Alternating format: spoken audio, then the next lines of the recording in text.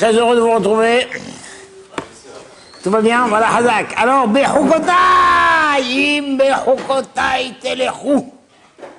Ah, si seulement, pas si seulement vous pouviez aller dans mes commandements. Loup, le Targum dit loup. C'est quoi loup? Si seulement. Pas un loup, loup. Si seulement, availle, ah. Si seulement vous pouviez aller dans mes commandements. Im Bechukotai, puis Shavuot, Torah, Matan Torah. Alors le Rambam, dans Ilchot Talmud Torah Perek Gimel, Alachahe, dit Trilat Dino Shel Adam, Eno Nidon Ela Ala Talmud. Le début du jugement d'un homme, il n'est jugé que sur son étude. D'abord sur son étude. Et après, Achar Maasaf, sur les autres actions. Qu'est-ce que tu as fait dans la vie? C'est quoi que tu as travaillé? Tu as été gentil, tu as été honnête, tu as été ceci. Hein? Mais d'abord, qu'en est-il de ton limoud? Donc, quel yeshiva tu étais? Quel shiur? Qu'est-ce que tu as fait? D'accord? Le virach, c'est pourquoi Haramim Amrou, Haramim ont dit, Léolam, toujours, Ya'asok Adam Batorah, Ben Shilishma, Mais Shilishma. Vu que le début du din, c'est sur la Torah, Haramim ont donné un conseil incroyable. Étudie la Torah, mon copain, que ce soit l'Ishma ou l'Olishma. De toute façon, chez Midor, chez l'Olishma, ben l'Ishma. Du l'Olishma, tu arriveras un jour au l'Ishma. Mais voilà le plus grand conseil qu'on peut te donner. Alors, il est très beau ce Rambam. Mais le Rambam, c'est un génie. Et en fait, le Shaharei Ora que j'ai dans la main de Rav Bergman dit que le Rambam, il a associé deux Gemarotes différentes. Une première Gemara qui se trouve dans Kiddushin, et une autre Gemara dans Périm. Dans Kiddushin, il y a marqué ce qu'il a dit au début. C'est que le début du jugement d'un homme, il est sur la Torah. Et après, sur les autres actions. Et après, il est parti chercher l'autre Gemara dans Psachim, où là-bas, dans Psachim, c'est marqué Amar Rav Yehuda Marav, Le'olam Ya'asok Adam Betorah Mitzvot. Un homme, il doit toujours s'occuper de Torah Mitzvot. Allô, Moshe? Oui, je te dérange? Pas vraiment. T'es occupé? Oui. Tu fais quoi? J'étudie. Ah non, je vais pas te déranger, je vais pas te déranger.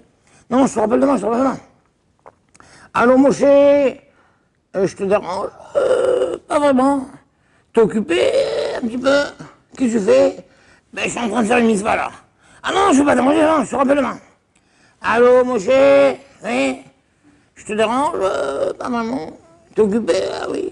Qu'est-ce que tu fais? J'étudie. J'ai pas compris. T'étudies, tu fais une mitzvah? Bah oui. C'est quoi la vie alors? C'est quoi la vie? J'étudie, je fais une mitzvah. J'ai fini la mitzvah, j'étudie. J'ai fini d'étudier, je fais une mitzvah. C'est ça qu'il te dit? Ah non, mais c'est quoi la vie? C'est quoi la vie? Mais tu manges jamais? Si.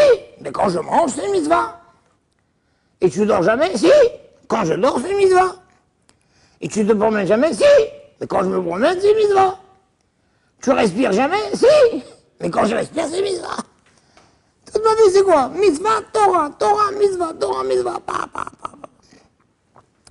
Afalbi, shelo lishma, shemitor shelo lishma, balishma. Donc le Rambam, qu'est-ce qu'il a fait? Il t'a pris la Gemara dans Kiddushin qui te dit que le début du din de l'homme, c'est sur la Torah. Il a pris la Gemara dans Psachim qui te dit qu'un homme, il doit tout le temps étudier la Torah et faire les mitzvot. Il a composé, il a rajouté le mot lefichach. Vu que le début du din du homme, c'est sur la Torah, lefichach, c'est pour ça que dans Gemara Psachim, Rav Yehuda Marav, il a dit, un bon conseil, mon copain, passe ta vie à étudier la Torah et faire les mitzvot. Mais c'est marrant parce que le Rambam, il a sauté le mot mitzvot dans son truc. Il a dit, vu que le début du din d'un homme, c'est sur la Torah, c'est pour ça que dans Psachim, Rav Yehuda Marav, il a dit qu'il faut étudier la Torah, même chez l'Olishma. Donc pourquoi il a sauté mitzvot? Et pourquoi le Rambam, il a lié ces deux Gemarotes, comme Machayach? Maintenant, à part ça, Dans la fameuse Gemara d'Okedushin qui dit que le début du djinn d'un homme, c'est dans la Torah, Tosfot l'a dit. Ah bon? Ah bon?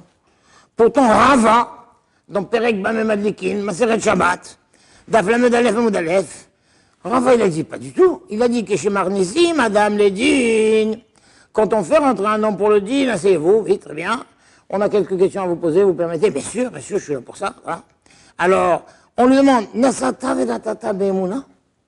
Est-ce que tu as été honnête dans tes affaires? Ah oui. Mais on a appris que tu as travaillé dans le Forex et tout. Oui, non, mais vous savez que dans le Forex, il y a quand même une branche honnête et tout. Moi, j'étais dans la branche honnête. Ah, très bien, très bien. Mais à part ça, tu signais des contrats. Mais chaque fois qu'on signe des contrats d'assurance, il y a toujours des lignes illisibles et tout. Ah, non, non, non. Moi, je lisais toutes les lignes, tout ça et tout. Et à part ça, tes employés, ah oui, oui, oui, bon, très bien, bravo, on est très contents. Bon, allez, passons maintenant à l'étude de la Torah. Est-ce que vous avez fixé un temps pour la Torah? Ah oui, oui, oui, bien sûr. C'était quand? Ah, c'était tous les mercredis, de 8h à 9h, j'avais ma chavota, mon cours avec moi. Ah, très bien, très bien, très bien.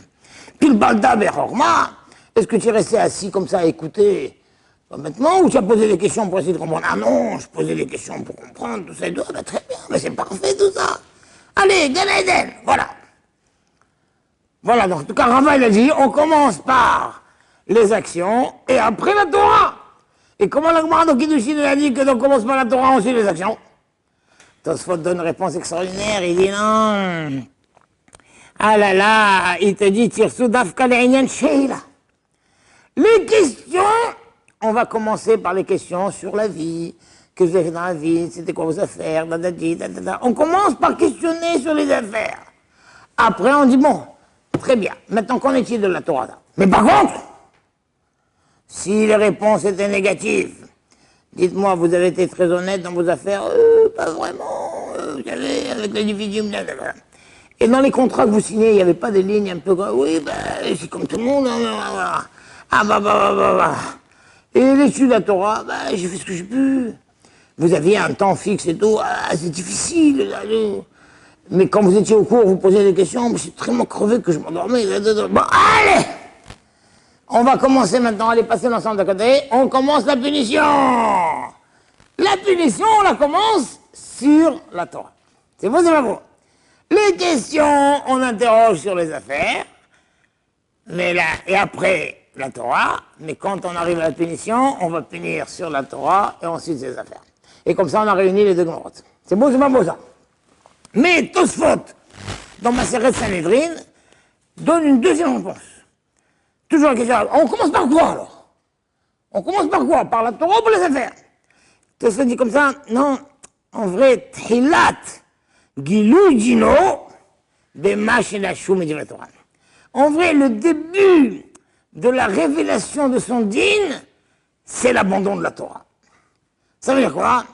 Ça veut dire, on l'interroge sur les affaires, et quand, sur les affaires, il va dire, non, je n'ai pas été très honnête et tout, mais pourquoi? Hop là!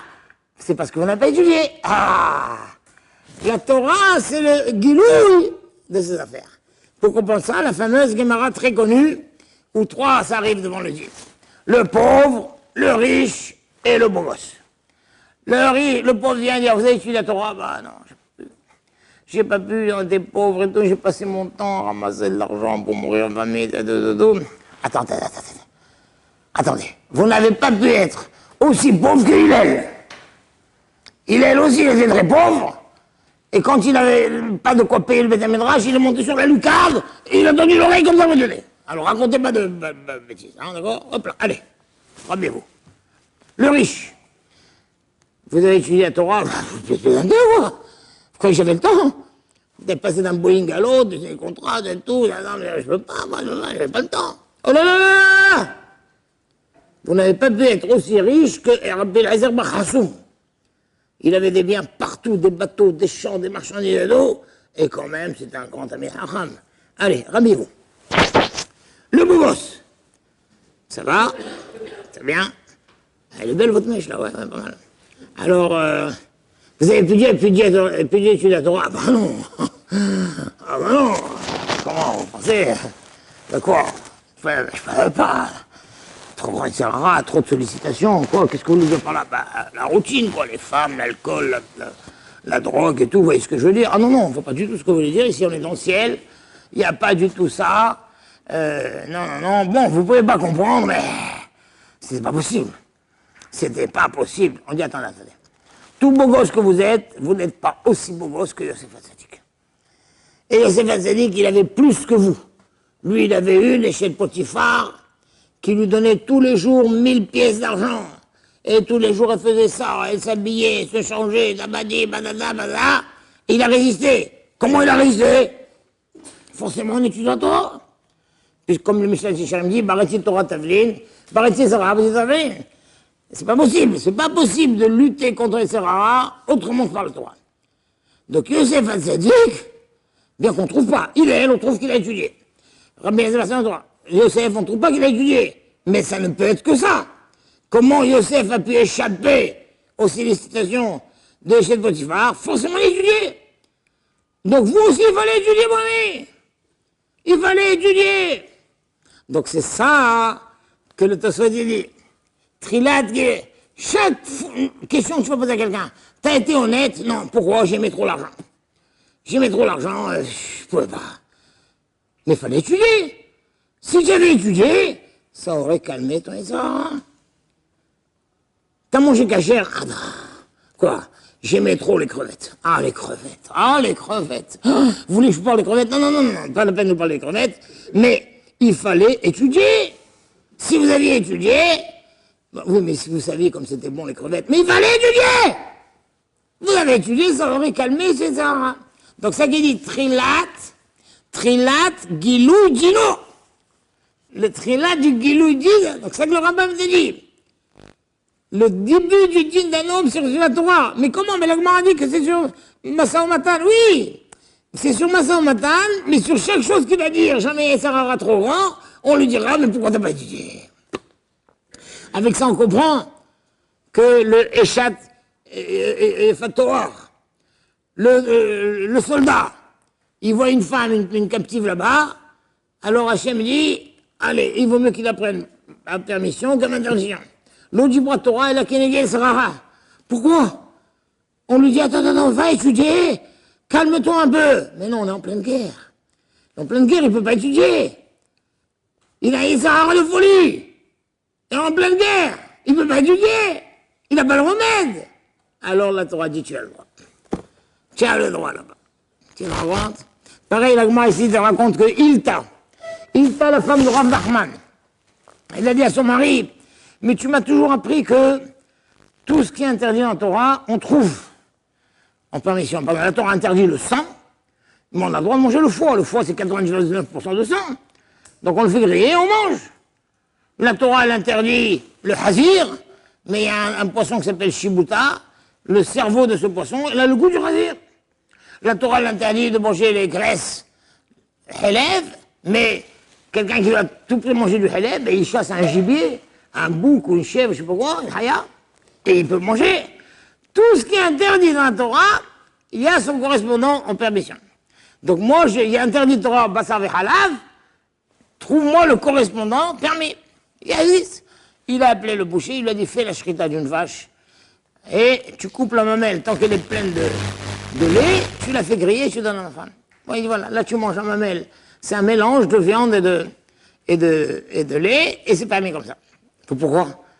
Quand elle lui a dit j'ai envie de manger le bassar halav, ben, il a qu'à lui dire bah, étudie et ça va te calmer. Mais non, c'est une femme.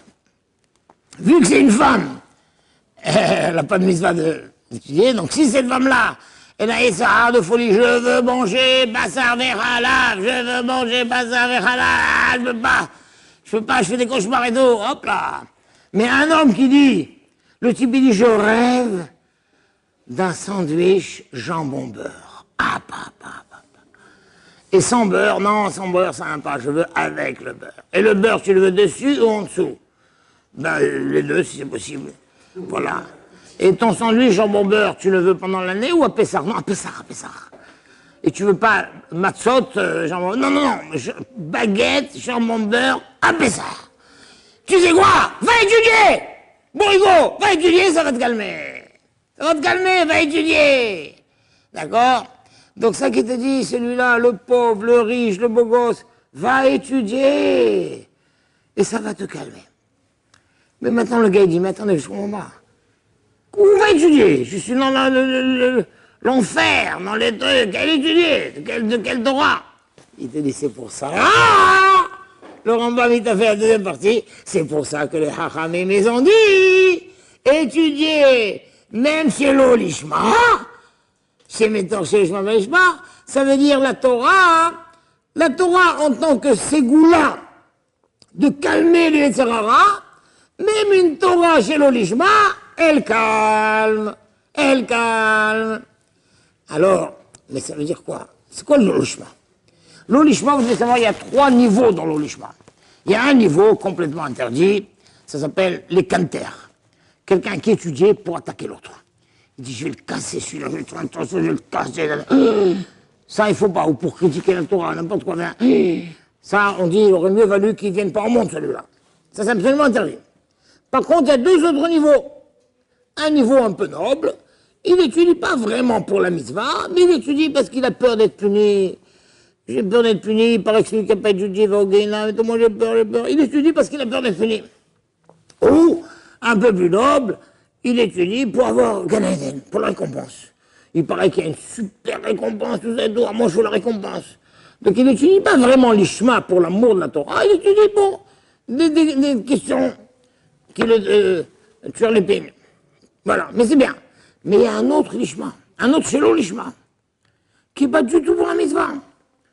Shelo Lishma, pour paraître intelligent, pour avoir des diplômes, pour devenir professeur, pour travailler sa tête, pour pas être Alzheimer. Il dit voilà, moi je veux pas d'Alzheimer, non. Il y en a qui font des mots croisés, il dit non, moi j'aime pas les mots croisés. Il y en a qui jouent aux échecs, non, je fais mon DAF. Je fais mon DAF tous les jours, ça maintient le cerveau, tout ça et tout. Pas du tout pour la mitzvah. Pas du tout, il fait ça pour lui. C'est pour lui. Eh bien, là-dessus, on te dit, eh bien, même ça, c'est bon. Même ça, c'est bon. Pour lutter contre les Serrara, même ça, c'est bon. Fais-le. Mais comment même ça, c'est bon? Mais c'est rien du tout, ça. C'est rien du tout. On voit, Rav Aaron Kotler, il a donné un chat merveilleux. Là-bas, l'Agmar a dit, le monde, il tient sur le souffle de la Torah des enfants. Alors, Rav Papa, il a été un peu vexé de ça, il a dit, Abaye, je n'ai pas compris. Et ma Torah et ta Torah, ça vaut rien? Qu'est-ce que tu veux que je te dise? Qu'est-ce que tu veux que je te dise? Notre Torah, c'est un souffle avec, malheureusement, du het. Les enfants, c'est pur. Un souffle sans het. Alors, Rav Aaron Kotler, il demande, mais c'est quoi cette histoire? D'accord, c'est un souffle sans het. Vaïdaber Hashem el Moshe les morts. C'est d'accord sans het. Mais il n'y a pas de mitzvah, c'est des enfants. C'est une Torah sans mitzvah. Et là, Rav Aaron Kotler, il donne quelque chose d'incroyable. Il te dit, je t'ai. Il y a mitzvah limut Torah, et ça les enfants n'ont pas, mais il y a une chose qui s'appelle mitzvot Torah, mitzvot limut Torah, une réalité de Torah. Les enfants ne font pas la mitzvah limut Torah, mais quand ils disent Vadaber Hashem el Moshe les morts, c'est une mitzvot de Torah. Et c'est une mitzvot de Torah complètement pure. Et cette mitzvah de Torah complètement pure, elle tient le monde. Incroyable. Elle tient le monde, cette mitzvah de Torah. Donc ça qui dit le rachat, tu aurais dû étudier la Torah. Même si c'est pas du tout les Shem Mitzvah. Même si tu dis, ben, au contraire, voilà, ça va me maintenir jeune. Ah, la Torah, ça garde jeune. Ça garde jeune, la Torah, c'est bien. Étudie. Et sache que cette mitzvah, cette Torah, c'est une mitzvah de Torah qui a quand même la ségoula. Elle va pas sauver le monde, parce que c'est une mitzvah de Torah pleine de hate. Mais c'est une mitzvah de Torah qui a quand même la ségoula de lutter contre ton Israël. C'est beau, c'est pas beau. Comprenez ce que je dis? C'est une mitzvah de Torah. Étudie, prends des mishnayot, lis, étudie, et apaise apaise son Yetzirara. De cette manière, tu apaises son Yetzirara. Avec ça, maintenant, on comprend pourquoi le Rambam, il n'a pas cité mitzvot. Parce que si un type, il étudie la Torah maintenant, voilà, il dit, voilà, et tu me filmes, hein, tu me filmes. Voilà. הכונס לדיר, ונעל בפניה כראוי, ויצא והזיקה פטור, לא נעל בפניה כראוי, ויצא והזיקה חייב. C'est une mission de Torah. Même s'il fait ça pour se faire filmer, même s'il fait ça pour avoir du kavod, mais il fait des. Et à la fin de sa Mishnah, ah oui, j'avais rendez-vous avec Gertrude là, qu'elle allait se faire voir alors, là-bas. C'est fini. Elle appelle, qu'est-ce que tu veux? Va, dégage. Je veux pas de toi, moi, allez, attends. Quoi, t'as réussi à dégager Gertrude? Ah ouais. Toi, le rachat, si tu avais étudié la Torah c'est le plus bon médicament contre les Sahara. Pourquoi tu l'as pas utilisé? Mais dans mon état, je étudie la Torah. Mais on t'a pas demandé d'étudier la Torah Lishma. Étudier la Torah chez l'Olishma. Mais même chez l'Olishma, je suis loin de ça. Non, quand on dit chez l'Olishma, pas l'Olishma pour la récompense. Chez l'Olishma, pour paraître sadique, pour paraître ça, pour n'importe quoi. Ça t'aurait apaisé. Avec ça, on comprend pourquoi le Rambam, il n'a pas cité mitzvot. Parce qu'une mitzvah comme ça, pour rien. Imagine le gars, il dit, allez, il prend un bas minime pour la photo. On le voit bien, le trop là, ça n'a aucune valeur, rien du tout. C'est rien du tout. Seule la Torah pour la photo, elle a une valeur. Quelle valeur? De lutter contre les Sahara. Mais la mitzvah pour la photo n'a aucune valeur. Rien du tout. Donc c'est pour ça, l'Agmara là-bas te dit, un homme, il doit étudier la Torah, et il doit faire la mitzvot, même chez l'Olishma. Là-bas, l'Agmara, quand elle parle chez l'Olishma, elle te parle de l'Olishma, la darga supérieure. Même s'il le fait pour pas être puni, même s'il le fait pour recevoir les mitzvot, fais-le, c'est bien, petit abjiré, je sais pas. Voilà. Mais le Rambam, lui, quand il te dit, ils ont dit que Tréladino, c'est une Torah. C'est pourquoi ils ont dit que les Olam Ni'asagadam Torah, Afilo chez l'Olishma, ils ne parlent que de Torah. Parce que le Lolishma du Rambam, c'est le troisième Lolishma. C'est lui qui fait pas du tout pour la mitzvah. Il cherche d'autres intérêts, pour autre chose, pour gagner de l'argent, pour avoir du caveau. Non, le rachat dit, même ça fait. Bon, c'est honteux, c'est vulgaire. Mais en tant que remède contre les Sahara, c'est efficace. C'est vulgaire, mais c'est efficace. Ça aussi, fais-le. Fais-le, et tu verras que ça va calmer ton Sahara. C'est beau, c'est pas beau. Alors, maintenant, il y a fait Binyan Shalem. Donc, c'est Dvar Torah de Rav Aaron Kotler. Yesh mitzvah shel Torah, mitzvah Talmud Torah, et mitziout shel Torah. Donc, un bachour, imaginons, il est là, il est cassé, j'arrive plus, j'ai plus envie, fais quand même, fais. Tiens, je vais te filmer, tes parents seront contents et tout. Mais ça n'a aucune valeur, ça a une valeur. Voilà, allez, je te filme, vas-y, à vote, allez, dis, chante, lui, il fait ça. Ça m'a calmé. Tu te rends compte? Ça l'apaise, Soit il sert de voler, ça l'a calmé, soit il sert de ça l'a apaisé. On est compte? Il y en a une fois, je dis, comment tu manges des crevettes, toi? Il me dit, mais si vous saviez comme c'est bon. C'est bon. C'est bon, mais tu dis, ça va te calmer, ce truc-là. Donc, voilà, on a reçu la Torah. Quel cadeau merveilleux. Et donc, tout tourne autour de la Torah. Le Gilouï, c'est cette phrase merveilleuse du Sanhedrin, le Gilouï Dino d'un homme, c'est Bema Shenishum de la Torah. C'est ça le Gilouï de tout. Chaque chose, un homme, il peut répondre, j'avais ça. C'était plus fort que moi. J'ai pas pu me contrôler. Ça me dépassait. J'aimais trop l'alcool, j'aimais trop l'argent, j'aimais trop ceci. On te comprend. Mais il fallait étudier la Torah.